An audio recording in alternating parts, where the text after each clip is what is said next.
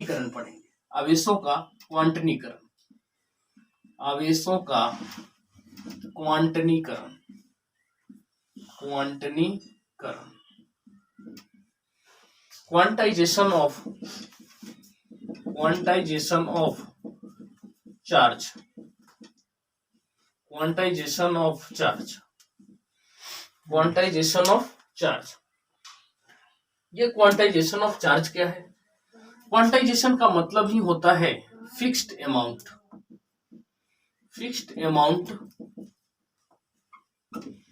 Fixed amount of charge, तो हम क्या कहेंगे? क्वांटाइज्ड कहेंगे। मतलब कि ये हमेशा इंटीग्रल मल्टीपल, ये क्वांटाइज का मतलब हो गया, ये सिर्फ क्वांटाइज का मतलब हुआ फिक्स्ड अमाउंट ऑफ चार्ज, तो हम क्या कहेंगे? क्वांटाइज्ड कहेंगे। लेकिन हम क्वांटाइजेशन ऑफ चार्ज किसको कहेंगे? तो the integral multiple of charge, the integral multiple, integral multiple of charge, integral multiple of charge is known as, the integral multiple of charge is known as quantization of charge, quantization of charge, इसको हम कहेंगे quantization of charge, the integral multiple of, मतलब किसी भी आवेश के गुणित संख्या को, आवेश के गुणित संख्या का गुणनफल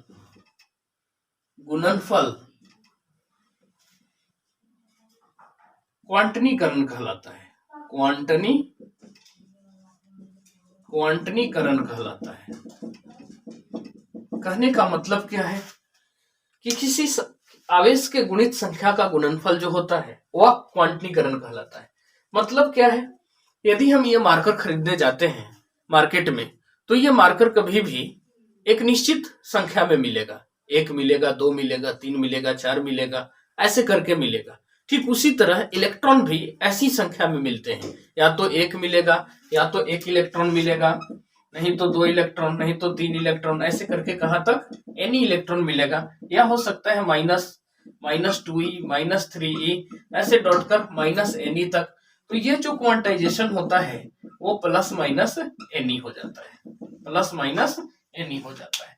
यहां देखिए जो प्लस क्यू है, ये जो है वो चार्ज ऑन एनी बॉडी का चार्ज है क्यू, ये जो है charge on electron, charge on electron, ये है चार्ज ऑन इलेक्ट्रॉन, और ये इलेक्ट्रॉन पर चार्ज 1.6 गुना 10 के पावर -19 कूलम होता है। और n जो है इंटीजर है, n क्या है? इंटीजर है आपका, ये पूर्णांक है, मतलब q plus minus n e आता है। तो ये q का वैल्यू हो गया प्लस माइनस एन ई। अब इसमें क्वेश्चन आता है कि एक कूलम्ब आवेश में, एक कूलम्ब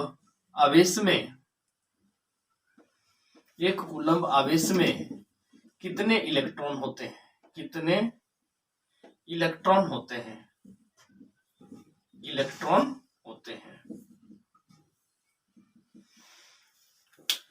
कुछ नहीं सोचना है आपको, सिर्फ क्या करना है, Q बराबर क्या करेंगे? Ne लगा देंगे। Q का वैल्यू 1 कूलम है, N का वैल्यू निकालना है, E का मान होता है 1.6 माइनस 90, यहाँ N का वैल्यू 1/1.6 गुना 10 के पावर -19 हो जाएगा।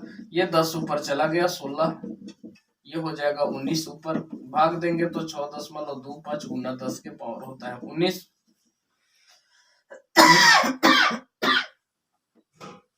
इसके बाद ये 6.25 गुना 10 के पावर हो जाता है 18, तो ये हो जाता है इतना इलेक्ट्रॉन। ये कितना? इतना इलेक्ट्रॉन हो गया, मतलब कि एक कूलम्ब आवेश पर इतने इलेक्ट्रॉन होते हैं। दूसरे टाइप के क्वेश्चन इसमें बनते हैं कि किसी भी आवेश से हम कितना इलेक्ट्रॉन निकालेंगे, तो क्या ये ऐसा हो सकता है कि नहीं हो सकता है। जैसे ये तो हो गया एक कूलम्ब आवेश में कितने इलेक्ट्रॉन होते हैं, तो Q बराबर Ne हो गया। ऐसे कर दिए। अब अगला क्वेश्चन जो टाइप होता है वो क्या होता है, जैसे मान लेते हैं ये क्वेश्चन दे दिया कि क्या क्या किसी वस्तु से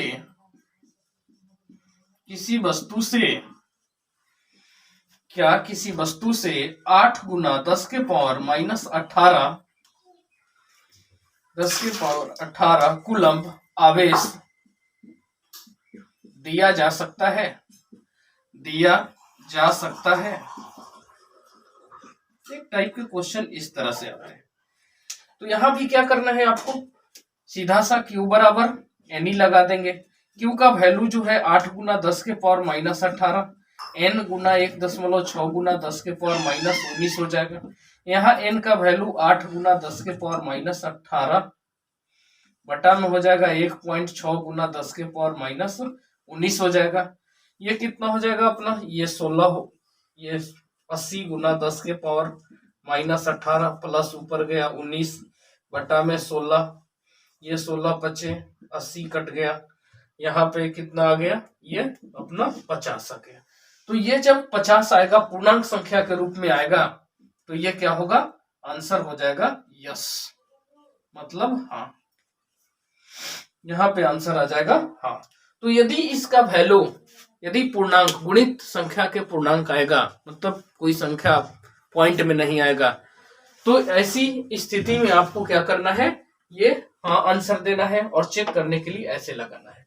तो आई होप आप आवेशों का क्वांटीकरण समझ में आ गया होगा। आगे हम बढ़ते हैं, आवेशों के क्वांटीकरण के बाद आगे हम लेकर के बढ़ेंगे तो हम देखेंगे कि आवेश आखिर उत्पन्न कैसे कैसे होते हैं। आवेश हम किन किन तरीकों से उत्पन्न कर सकते हैं। वेज टू चार्ज, आगे हम पढ़ेंगे कि आवेश को हम कैसे उत्पन्न कर सकते हैं, किसी बॉडी में कितने तरह से कर सकते हैं। तो बेसिकली जो होता है आवेश 3 तरह से प्राप्त किया जाता है। आवेश बेसिकली 3 तरह से प्राप्त होते हैं।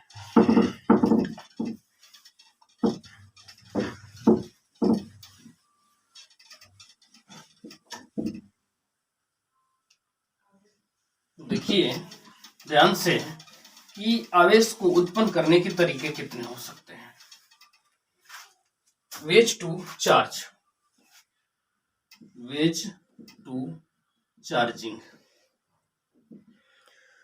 मतलब आवेश उत्पन्न करने के तरीके, आवेश उत्पन्न करने के तरीके, आवेश उत्पन्न करने के तरीके कितने हो सकते हैं। आवेश उत्पन्न करने के तरीके कितने हो सकते हैं, ठीक है। पहला जो होता है वो होता है अपना चार्जिंग बाई कंडक्टर,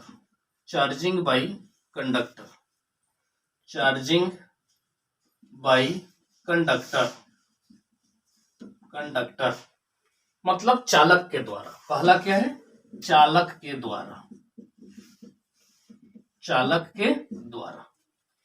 अब चालक है तो उसमें कुछ ना प्लस माइनस तो कुछ ना कुछ होगा। जैसे मान लेते हैं कि यहाँ पे ये बॉडी है और इसमें प्लस है, तो इसके पास में कोई बॉडी को कांटेक्ट में लाएंगे तो ये क्या हो जाएगा। और चार्जिंग बाई कंडक्टर का मतलब होता है ये कांटेक्ट में होगा, एकदम डायरेक्ट कांटेक्ट में। इसका कहने का मतलब है ये क्या होगा, डायरेक्ट कांटेक्ट में,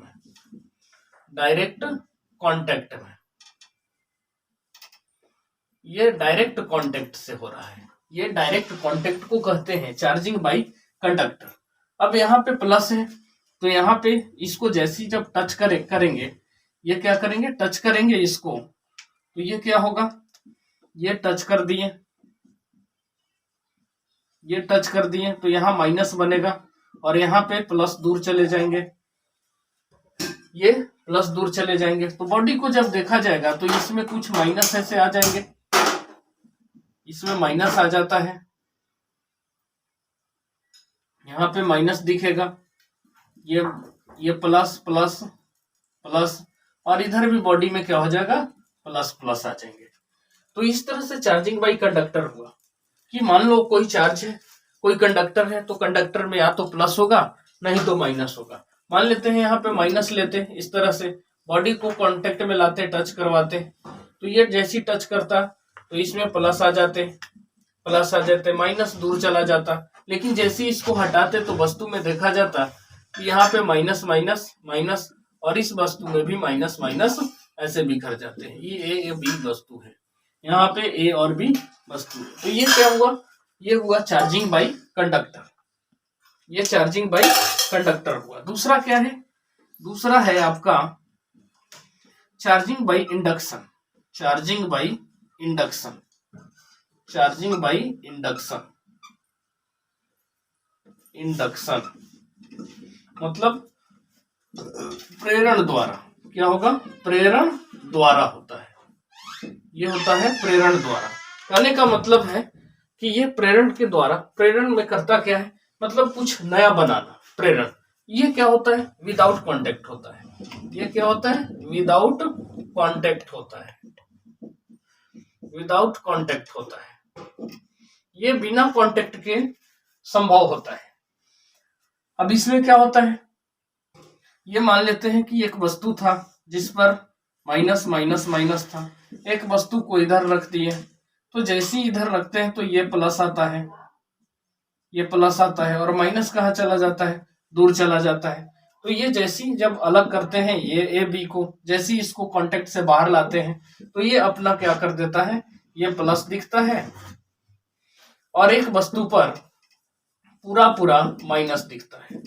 तो एक प्लस और एक माइनस बना देता, लेकिन इसमें क्या होता, प्लस प्लस ही दिखता है। जैसे ही कांटेक्ट में लाते, डायरेक्ट कांटेक्ट होता, तो इसमें क्या होता, जैसी वस्तु को हटा लेते तो प्लस प्लस दिख रहा था। इसमें क्या हुआ, बाई इंडक्शन में क्या होता है कि एक वस्तु को दूसरे वस्तु से साथ ले जाते हैं।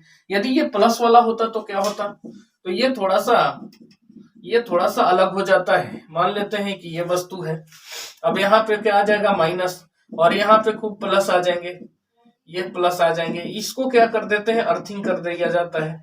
अर्थिंग में क्या होता है, इलेक्ट्रॉन ऐसे अंदर जाता है, ये सबको क्या करता है, न्यूट्रल करते जाता है, न्यूट्रल करते जाता है, न्यूट्रल करते जाता है, और ये वस्तु में लास्टली क्या होता है, प्लस माइनस अलग हो जाते हैं।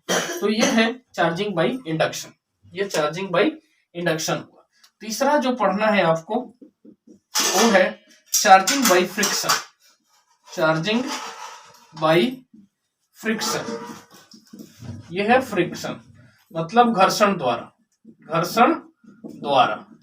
ये क्या पढ़ेंगे, घर्षण द्वारा। इसमें क्या पढ़ते हैं, घर्षण के द्वारा। ये घर्षण में क्या करता है, घर्षण में देखिए, ये मान लेते हैं कोई वस्तु है, तो इस पर प्लस प्लस प्लस ऐसे रहेंगे इलेक्ट्रॉन। फिर ये वस्तु है किसी शेप में है, इसको जैसे ही रब करते हैं, इसको क्या करेंगे, रब करेंगे, खच खच खच खच खच खच रब कर दिए, तो ये इससे क्या होगा, इलेक्ट्रॉन इधर उधर हो जाता है। इलेक्ट्रॉन के इधर उधर होने से, अब रब करने में क्या होता है, ये थर्मल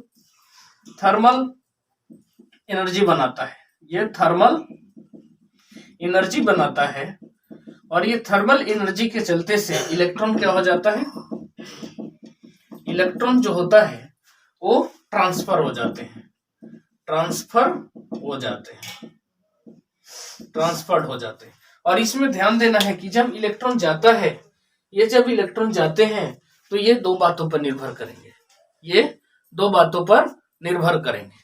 यदि ये इलेक्ट्रॉन जाता है तो इसमें मास भी जाएगा, इलेक्ट्रॉन के साथ मास का भी ट्रांसफर होता है, मास का भी ट्रांसफर होता है। अब आप एक दिमाग लगाते होंगे कि क्या फ्रिक्शन में सेम चार्जेज होंगे, सेम चार्जेज आएगा। तो चार्ज का ट्रांसफर जो होता है वो तीन बातों पर निर्भर करता है कि यदि वो वस्तु का शेप, साइज और मटेरियल सेम होगा, शेप, साइज और मटेरियल सेम होगा, तो वो आवेशों का स्थानांतरण समान रूप से करेगा। जैसे ये डिपेंड करता है कि यदि ये वस्तु Q है, आवेश इसको दिए, ये रब ये कर दिए, तो आवेशों का स्थानांतरण जो होगा वो Q बाई Q/2 होगा। लेकिन कब होगा? If shape size and material is same. यदि शेप साइज और मटेरियल सेम है तो आवेशों का स्थानांतरण जो होगा वो समान रूप से होगा, वरना क्या होगा? समान रूप से नहीं होगा। तो ये आवेशों का स्थानांतरण के ये तरीके थे कि कितने तरह से हम आवेश को कर सकते हैं। चार्जिंग बाई आपको पहले कंडक्टर किए, फिर चार्जिंग बाई इंडक्शन किए, फिर चार्जिंग बाई फ्रिक्शन किए। चार्जिंग बाई फ्रिक्शन में और भी आपको ध्यान देना है, जैसे HP हो गया। HP यह ट्रिक है। HP मतलब हेयर है और कॉम्ब को रब करते हैं। तो क्या करता है? हेयर पर पॉजिटिव चार्ज बनाता है और कॉम्ब पर निगेटिव चार्ज बनाता है। उसी तरह कैट्स फर है तो ये भी क्या होगा? एक कैट्स फर है और एक एबोनाइट रॉड है। तो यहां देखिए कैट्स फर पर पॉजिटिव चार्ज बनता है, एबोनाइट पर निगेटिव चार्ज बनता है। एक आपको ट्रिक याद रखना है, जीपी सिंग मतलब कि ग्लास रॉड है। इसके बाद सिल्क है। तो ये दोनों में देखा जाए तो इस पर पॉजिटिव चार्ज बनेगा और इस पर निगेटिव चार्ज बनता है। तो आई होप ये पूरी लेक्चर आप समझ गए होंगे कि स्थिर वैद्युतिकी क्या है, फिर आवेशों का संरक्षण क्या है, फिर आवेशों का क्वांटीकरण क्या है, आवेश को हम कितने तरीके से उत्पन्न कर सकते हैं, ये सारी बातें समझ गए होंगे। तो अब हम यहाँ से इसको यहीं पर रखते हैं क्योंकि वीडियो काफी लंबा हो जाएगा। मिलते हैं नेक्स्ट वीडियो में, तब तक के लिए गुड बाय, जय हिंद।